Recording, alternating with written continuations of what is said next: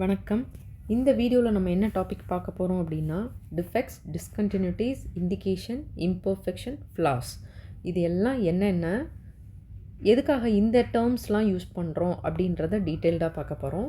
நான் Muthulakshmi Kanagaraj, quality expert, ASNT Level 3 in 10 methods, API certification holder, PMP and Frozio Level 3 certification holder.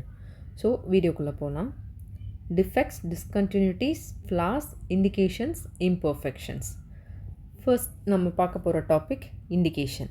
Indication அப்படின்னா nothing but நம்ம ஒரு மெட்டீரியலை வந்துட்டு டெஸ்ட் பண்ணுறப்போ நம்மளுக்கு கிடைக்கிற ஒரு சிக்னல் ஆர் ஃபீட்பேக், அதுதான் வந்துட்டு நம்ம இண்டிகேஷன் அப்படின்னு சொல்லுவோம்.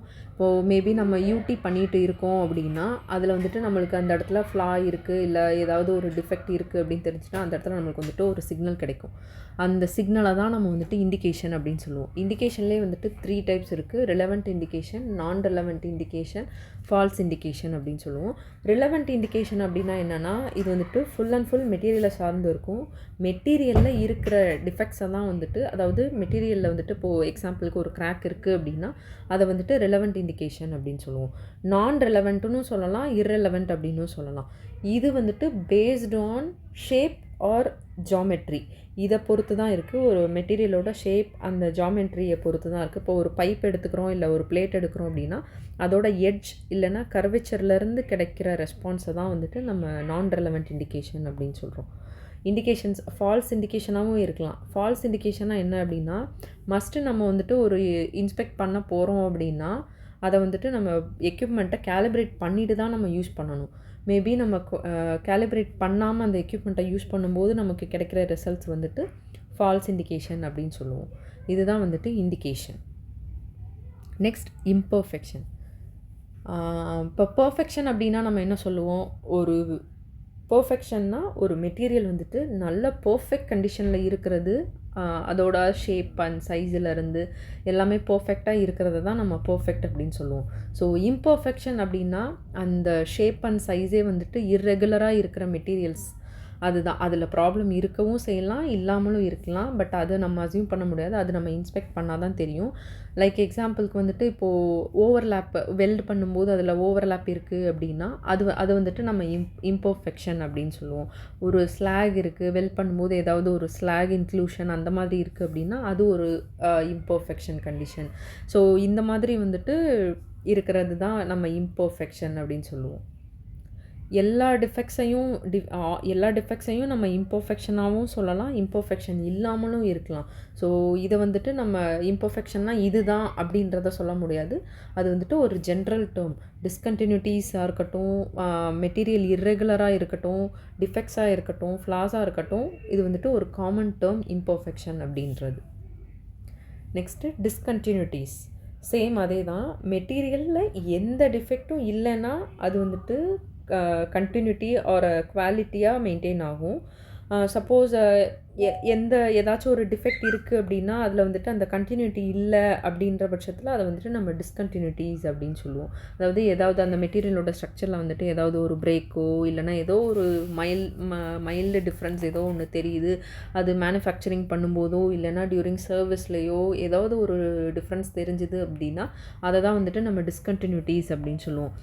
எக்ஸாம்பிளுக்கு தான் வந்துட்டு கிராக்ஸு அந்த மாதிரி இருக்கிற டிஃபெக்ட்ஸ் எல்லாம் சொல்லுவோம். டிஸ்கண்டினியூட்டிஸ்லேயுமே வந்துட்டு 4 டைப்ஸ் இருக்குது. பிளானர், வால்யூமெட்ரிக், சர்ஃபேஸ், சப்சர்ஃபேஸ் அப்படின்னு சொல்லுவோம். ஸோ டிஸ்கண்டினியூட்டி வந்துட்டு டிஃபெக்டாக தான் இருக்கணும் அப்படின்றது நெசசிட்டி கிடையவே கிடையாது. இதில் வந்துட்டு அக்செப்டன்ஸ் க்ரைட்டீரியா அப்படின்னு சொல்லி நம்மளுக்கு ஸ்டாண்டர்டில் வந்துட்டு மென்ஷன் பண்ணியிருப்பாங்க. ஒரு டிஃபெக்ட் வந்துட்டு அக்செப்டபிள் ரேஞ்சில் இருந்துச்சு அப்படின்னா, இப்போது எக்ஸாம்பிளுக்கு 2 mm அலவுட் அப்படின்னா 2 mm வரைக்கும் 2 mmக்கு மேலே போகிறப்ப தான் அதை வந்துட்டு நம்ம டிஃபெக்டாக கன்சிடர் பண்ணுவோம். ஸோ 2 mmக்கு உள்ளே இருக்குது அப்படின்னா அது வந்துட்டு ஒரு டிஸ்கண்டினியூட்டி, அது வந்துட்டு நம்ம கன்சிடர் பண்ண தேவையில்லை. ஸோ அக்செப்டன்ஸ் க்ரைட்டீரியாவில் என்ன மென்ஷன் பண்ணியிருக்காங்களோ, என்ன ரேஞ்ச் அவங்க மென்ஷன் பண்ணியிருக்காங்களோ, ஸோ அந்த ரேஞ்சுக்கு மேலே போகிறப்ப தான் அதை வந்துட்டு நம்ம டிஃபெக்டாக கன்சிடர் பண்ணுவோம். அதை நம்ம ரிப்பேருக்கு கொடுக்கணுமா இல்லையா அப்படின்றது வந்துட்டு பேஸ்ட் ஆன் மேனுஃபேக்சரர், அதாவது கம்பெனியை பொறுத்து இருக்குது. நெக்ஸ்ட்டு வந்துட்டு ஃப்ளாஸ் அப்படின்னாலும் சேம் அதே தான். இம்பர்ஃபெக்ஷனாக இருக்கட்டும், டிஸ்கண்டினியூட்டியாக இருக்கட்டும், ஃப்ளாஸ், இது வந்துட்டு ஃப்ளாஸ் அப்படின்றது ஒரு ஜென்ரல் வேர்டு தான். இது வந்துட்டு எந்த ஒரு பார்ட்டையும் காம்பனண்ட்டையும் வந்துட்டு அஃபெக்ட் பண்ணாத வரைக்கும் எந்த ப்ராப்ளமும் கிடையாது. ஸோ இதுவும் ஒரு டைப் ஆஃப் இம்பர்ஃபெக்ஷன் தான் சொல்லுவாங்க. பட் சீரியஸாகவும் இருக்கலாம், சீரியஸ் இல்லாமலும் இருக்கலாம். பட் இதை வந்துட்டு இதையும் நம்ம டிஃபெக்ட்ஸ்னும் சொல்லலாம். ஸோ இதெல்லாம் வந்துட்டு ஃப்ளாஸுன்றதும் ஒரு ஜென்ரல் டேர்ம் தான். இதில் இம்பர்ஃபெக்ஷன்னா இர்ரெகுலாரிட்டியாக இருக்கிறது, டிஃபெக்ட்னா கன்ஃபார்மாக இது அக்செப்டன்ஸ் க்ரைட்டீரியாவுக்கு மேலே இருக்குது அப்படின்ற பட்சத்தில் நம்ம கன்ஃபார்ம் பண்ணுறது டிஃபெக்ட்டு. ஃப்ளா அப்படின்னா பாசிபிளி சீரியஸாக இருக்கலாம், சீரியஸாக இருக்கவும் செய்யலாம், இல்லாமலும் இருக்கலாம். ஸோ அதை தான் வந்துட்டு நம்ம ஃப்ளா அப்படின்னு சொல்லுவோம். ஸோ அது டிஃபெக்டாக இல்லையா அப்படின்றத நம்ம என்டிடி டேர்மில் வந்துட்டு இண்டிகேஷனை டிஃபெக்டாக இல்லையான்னு ஐடென்டிஃபை பண்ணுற ஸ்டேஜில் தான் ஃப்ளா இருக்கும். ஸோ இதுதான் ஃப்ளா அப்படின்னு சொல்லுவோம். டிஃபெக்ட்ஸ் அடுத்தது வந்துட்டு defects. Flaw or discontinuity. So இது வந்துட்டு நான் அக்செப்டபிள் வந்துட்டு யூஸ் கிடையாது. அந்த ஃப்ளா வந்துட்டு நான் அக்செப்டபிளாக இருந்தால் யூஸ் பண்ண முடியாது. ஸோ சேம் அதே கான்செப்ட் தான். நம்மளுக்கு கொடுத்துருக்குற அக்செப்டன்ஸ் க்ரைட்டீரியாவில் என்ன லெவல் என்ன ரேஞ்ச் கொடுத்துருக்காங்களோ அந்த ரேஞ்சுக்கு உள்ளே இருக்குது அப்படின்னா அது வந்துட்டு நம்ம ரிஜெக்ட் பண்ணிடலாம். அந்த ரேஞ்சுக்கு மேலே போகுது, இப்போ 2 mm கொடுத்துருக்காங்க அப்படின்னா 2 mm அபவ் போகுது அப்படின்னா அதை வந்துட்டு கண்டிப்பாக ரிப்பேர் பண்ணணும். இல்லை அப்படின்னா அந்த பார்ட்டை வந்துட்டு ரிஜெக்ட் பண்ணணும். அதுக்கப்புறம் அந்த பார்ட்டை வந்துட்டு நம்ம சர்வீஸ்லேயோ இல்லை மேனுஃபேக்சரிங் பண்ணுறதோ வந்துட்டு ஸ்டாப் பண்ணிவிட்டு அதை ரிப்பேர் பண்ணிவிட்டு தான் நம்ம அடுத்த ப்ராசஸை என்னன்றதை ஸ்டார்ட் பண்ணணும். இதுதான் வந்துட்டு டிஃபெக்ட்ஸு. ஸோ இதில் மென்ஷன் பண்ணியிருக்காங்க அன்அக்செப்டபிள் அப்படின்றத மென்ஷன் பண்ணியிருக்காங்க. ஸோ இப்போ ஆஸ்மி ஸ்டாண்டர்ட், ஐஎஸ்ஓ ஸ்டாண்டர்ட்ஸ்லாம் வந்துட்டு நம்மளுக்கு கொடுத்துருப்பாங்க. அக்செப்டன்ஸ் க்ரைட்டீரியா வந்துட்டு அபவ் 2 mm இருக்கணும், இல்லை பிலோ 2 mm இருக்கணும், 1 mm to 2 mm வந்துட்டு அக்செப்டபிள், அந்த மாதிரி வந்துட்டு நம்மளுக்கு ரேஞ்ச் கொடுத்துருப்பாங்க. ஸோ அந்த ரேஞ்சுக்கு இன்பிட்வீன் அந்த ரேஞ்சுக்குள்ளே இருக்கணும். அவங்க மென்ஷன் பண்ணியிருக்கிற அக்செப்டன்ஸ் க்ரைட்டீரியாவில் இருந்தால் மட்டும்தான் அக்செப்டட், இல்லை அப்படின்னா அந்த பார்ட் வந்துட்டு ரிஜெக்டட். இதில் உங்களுக்கு தெரியும் இண்டிகேஷன் அப்படின்னா the observation or signal. So இந்த ப்ராப்ளம்க்குரிய அப்சர்வேஷன் இல்லைன்னா இந்த சிக்னலை தான் வந்துட்டு இப்போ இங்கே போரோசிட்டி இருக்குன்னா நம்மளுக்கு இந்த இடத்துல வந்துட்டு இது வந்துட்டு ஆர்டி பண்ணியிருக்காங்க. ஸோ இந்த இடத்துல இந்த சரௌண்டிங்கில் வந்துட்டு நம்மளுக்கு தெரியும் ஸோ இருக்கா இல்லையா அப்படின்னு சொல்லிட்டு. சேம் இது வந்துட்டு discontinuity, a break or interruption in the normal structure of material. Normal structure of மெட்டீரியலில் வந்துட்டு ஸ்லாக் இன்க்ளூஷன் தெரியுதா. ஸோ இதுதான் வந்துட்டு டிஸ்கண்டினியூட்டி அப்படின்னு சொல்லுவோம். நெக்ஸ்ட்டு ஃப்ளான்றது evaluated discontinuity may or may not be acceptable.